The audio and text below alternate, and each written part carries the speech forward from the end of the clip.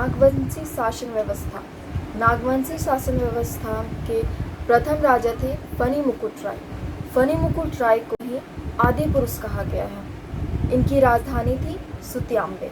इनकी राजधानी कहाँ थी? सुतियांबे। फनी मुकुट राय ने नागवंश शासन की स्थापना की थी। इनके समय में परगना कितने थे?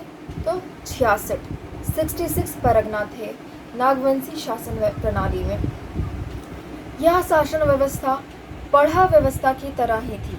यहाँ पे हम बोल सकते हैं कि ये जो नागवंशी शासन व्यवस्था है, इसमें पढ़ा व्यवस्था का विस्तार हुआ था।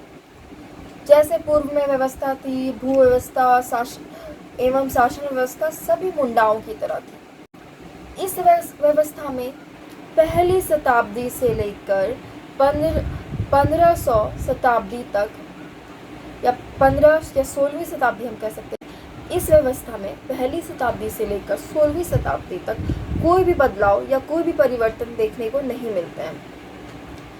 प्रथम प्रभावकारी हस्तक्षेप जो होता है, यानी कि प्रथम बार जो इसमें शासन में अगर कुछ चेंजेस आया है तो वो कब आया है? मुगलों के आगमन के टाइम में, जब झारखंड में मुगलों का आगमन हुआ। तो मुगलों के आक्रमण काल से 1585 में कब हुआ झारखंड में मुगलों का आगमन या आक्रमण बोल सकते हैं? तो 1585 में 1585 में मुगल सेना ने क्या किया? नजराना लेना स्टार्ट किया। अब नजराना क्या था? तो नजराना जो था एक तरह का कर था, टैक्स, लेकिन ये नजराना जो है वो लिबरल था। दैट मीन्स कि नजराना जो है उसमें कोई ज़बरदस्ती नहीं था, जबरन नहीं लिया जाता था। जब भी आम मुगल आते थे तो उन्हें क्या 6 महीना में या साल भर में जब आए तो उन्हें नजराना दिया जाता था। लेकिन यही नजराना कुछ समय के बाद, अकबर के समय में ये नजराना था, कुछ समय के बाद ये क्या हो गया कि जबरन वसूला जाने लगा। जबरन वसूला जाने लगा तो इसे क्या नाम दिया गया? इसे मालगुजारी का नाम दिया गया। मालगुजारी क्या है? जबरन वसूला जाने लगा। अब राजाओं को दबाव पड़ने लगा। पहले के टाइम जो मुंडा शासन व्यवस्था से जो प्रणाली चले आ रही थी, उसमें जनता से कर लेने का प्रावधान नहीं था, तो राजाओं के पास भी उतना नहीं रहता था। वो खुद से कैसे टैक्स दे पाएंगे? तो इस वजह से उन्हें क्या होता है, अपने शासन व्यवस्था में चेंजेस लाना पड़ा। मालगुजारी जो है आम रैयतों सी नहीं थी। देर होने पर राजाओं को दंडित भी किया जाने लगा। अब जैसे उदाहरण दुर्जन साल का है। दुर्जन साल किसके समय में? जहांगीर के समय। दुर्जन साल 1616 में इन्हें कैद कर लिया गया। कहाँ कैद किया गया? ये भी क्वेश्चन आपका आता है। तो ग्वालियर में दुर्जन साल को 12 वर्षों के कैद में रखा गया। इससे क्वेश्चन बहुत आता है। और इन्हें कब छोड़ा गया? तो ये जो दुर्जन साल थे वो हीरे के पारखी थे। तो जब जहांगीर इस वजह से भी एक आए थे क्योंकि वो इंद्रप्रस्थ में हीरा का खान था। हीरे के खान के कारण भी उन्हें झारखंड आए थे। अब क्या हुआ? जहांगीर जो है, वहाँ पे जहांगीर के काल में कोई भी ऐसा व्यक्ति नहीं था जो हीरे का पारखी हो। तो इन्हें पता चला कि दुर्जन साल जो है वो हीरे के पारखी है। तो दुर्जन साल को इन्होंने बुलाकर हीरे की पहचान करवाई और इसी कारण उन्हें 12 वर्ष के कैद से मुक्त किया गया।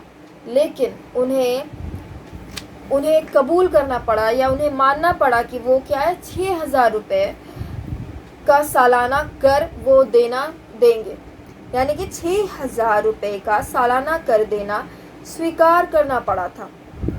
और इन्हें रिहा कब किया गया? 1627 ईस्वी में इन्हें मुक्त कर, और ये राशि जो है बाद में बढ़कर 2,61,000 कर दी गई थी।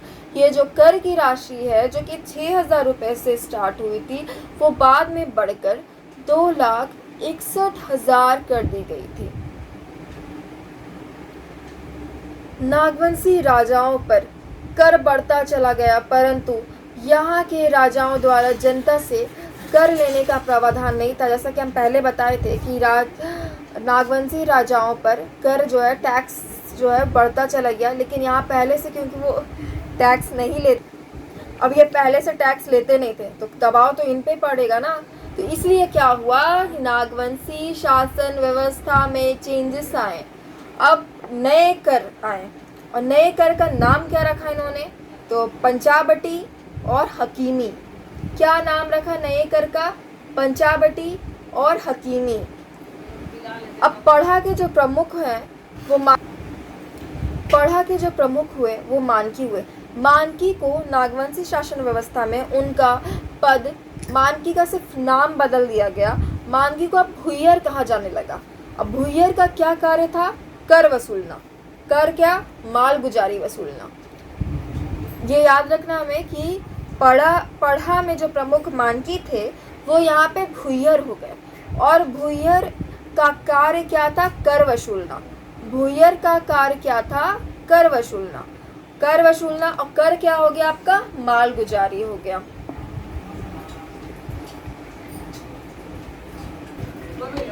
जैसा कि हम बताए थे कि नागवंशी शासन व्यवस्था बिल्कुल मुंडाओं की शासन व्यवस्था की तरह था।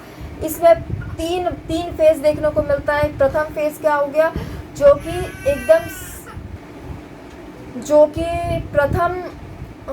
प्रथम क्या था कि मुंडाओं की शासन व्यवस्था की तरह ही एकदम पूरा सेम चला। पहला फेज में 3 फेज बताए थे। पहला फेज में आपका मुंडाओं की शासन व्यवस्था की तरह ही चला। दूसरा फेज में हम क्या देखें कि मुगलों का जब हस्तक्षेप हुआ, मुगलों का आक्रमण हुआ, तब इनके शासन व्यवस्था में चेंजेस आए। और तीसरा होता है अंग्रेजों के आगमन के समय। तीसरा क्या एक दौर देखने को मिलता है नागवंशी शासन व्यवस्था में, अंग्रेजों का आगमन। 1765 में दीवानी प्राप्त करने के बाद कोई निश्चित कर व्यवस्था नहीं थी, परंतु छोटा नागपुर के क्षेत्र को पटना काउंसिल व्यवस्था के में फोर्ट विलियम्स के अधीन रखा गया। 1765 में जब दीवानी प्राप्त किया अंग्रेज लोग, तब यहाँ पे क्या किए थे कि यहाँ कोई कर व्यवस्था तो नहीं था सही से छोटा नागपुर में। इसलिए यहाँ जो है वो पटना काउंसिल फोर्ट विलियम्स के अंदर इन्हें इसमें से शामिल किया गया। और इस क्षेत्र में 1773 तक कोई नियमित कर नहीं था।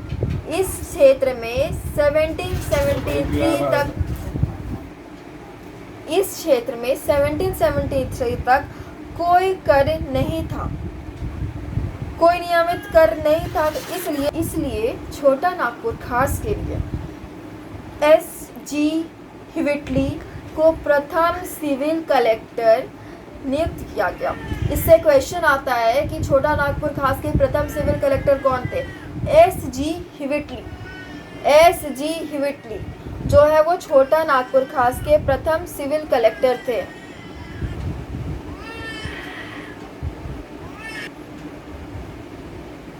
तो प्रथम कलेक्टर जो थे वो S.G. हिविटली थे छोटा नागपुर के।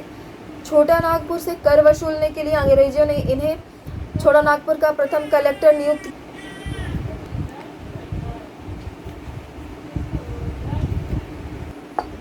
परंतु ये भी कर वसूलने में नाकाम रहे।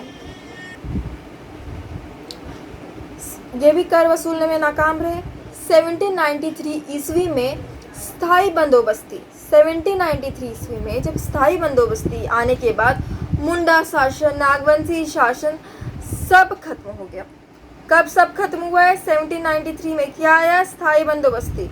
स्थायी बंदोबस्ती आने के बाद सारा शासन खत्म हो गया। राजाओं को अब क्या कर दिया गया, जमींदार बना दिया गया। संपूर्ण देश के साथ साथ छोटा नागपुर भी अब अंग्रेजों के अधीन हो गया।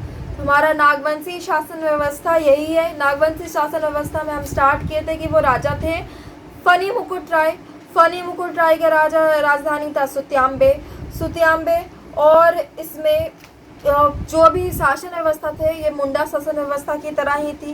पहला फेज में था 15-16वीं शताब्दी तक वो सिर्फ पढ़ा शासन व्यवस्था का ही विस्तार हुआ है, यानी कि मुंडा शासन व्यवस्था का विस्तार हुआ है। उसके बाद मुगलों का हस्तक्षेप इसमें दिखा। जब वो आए तो नजराना लेने लगे। नजराना जो था वो अनियमित कर था, जबरन नहीं वसूला जाता था।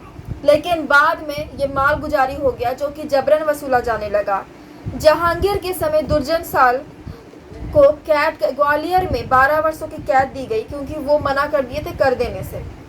उन्हें छोड़ा गया क्योंकि वो हीरे के पारखी थे इसलिए, लेकिन उन्हें स्वीकार करना पड़ा कि वो 6,000 रुपये सालाना कर देंगे और ये राशि बाद में बढ़ 2,61,000 कर दी गई। ये राशि बाद में बढ़कर 2,61,000 कर दी गई। इन्हें 1616 में जेल हुई और 1627 में इन्हें रिहा किया गया। इसके बाद हम देखें कि नए कर जो राजाओं को नए कर लाने पड़े। नए कर का नाम था पंचवटी और हकीमी। क्या चेंजेस था? बस मानकी का पद को भूय्यर बना दिया गया और भूय्यर का कार्य क्या था? तो कर वसूलना था।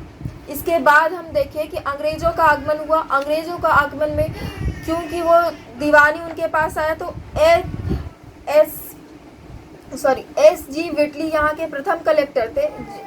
उन्होंने इन्हें नियुक्त किया ताकि वो कर वसूल पाए, लेकिन वो भी कर वसूल नहीं पाए। आखिर में हम देखें 1793 में स्थायी बंदोबस्ती आया और सारा नागवंशी मुंडा शासन सब खत्म हो गया।